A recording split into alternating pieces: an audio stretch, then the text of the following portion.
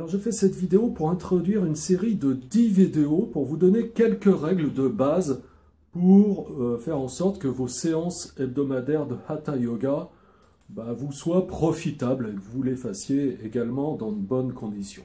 Alors il y a une toute première règle qu'on ne réalise pas toujours d'emblée comme cela, c'est que déjà il faut avoir un corps qui est à jeun, c'est-à-dire il ne faut pas avoir absorbé de nourriture avant une séance de Hatha Yoga, parce que le corps, quand il est en pleine digestion, il n'aime pas trop qu'on le dérange dans sa digestion. Et puis ça fait des appels de sang parfois contradictoires. Bon, il y a des appels de sang qui se font vers les organes digestifs. Si pendant ce temps vous travaillez complètement par ailleurs sur une autre zone du corps, alors bon, ça crée un conflit au niveau sanguin. Et c'est comme ça qu'on peut vraiment se sentir mal, voire se sentir nauséeux, se sentir pas bien du tout. Hein.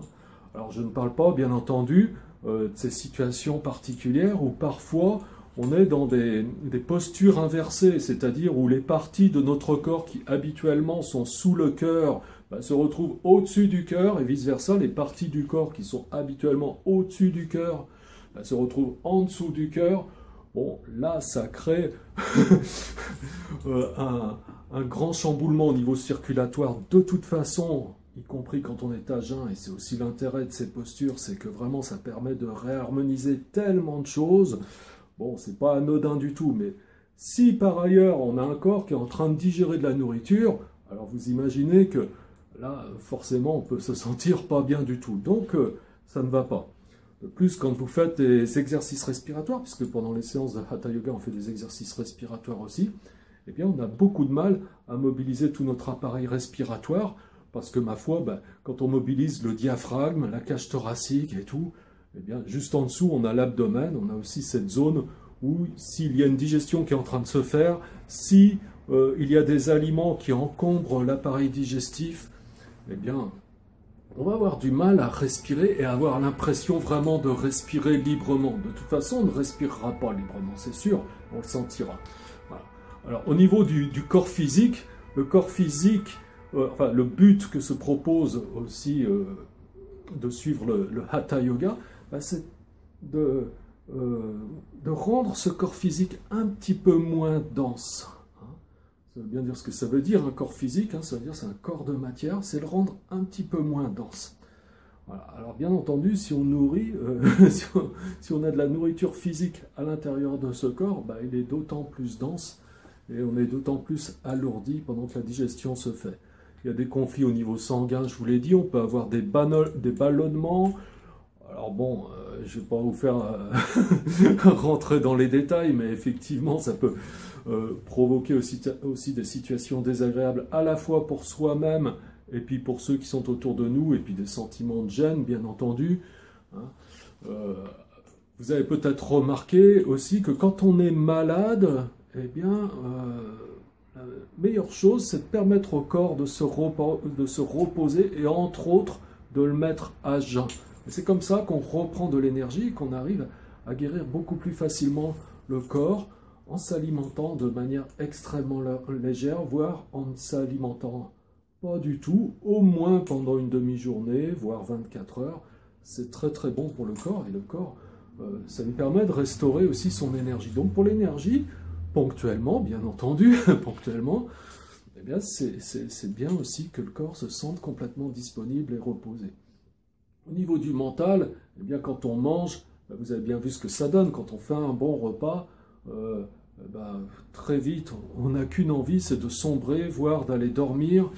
Et on n'est pas clair, quoi. Et très vite, eh bien, ce corps étant tellement dense que finalement, il s'écroule un petit peu.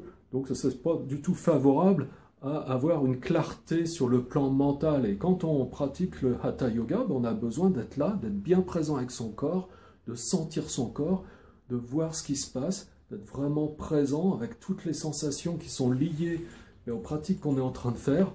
Voilà. Si on est alourdi physiquement, on va être alourdi mentalement, et ce travail d'union du corps et de l'esprit, il ne va pas pouvoir se faire dans des conditions aussi bonnes, quoi. Et même parfois, ce sera difficile de faire comme ça. Voilà. Donc, De la même façon, bien souvent, à bien y regarder, si on est capable d'observer attentivement ce qui se passe quand on mange, parfois ça ne correspond pas à un véritable besoin sur le plan physique, mais ça correspond à un besoin comme pour couvrir une émotion.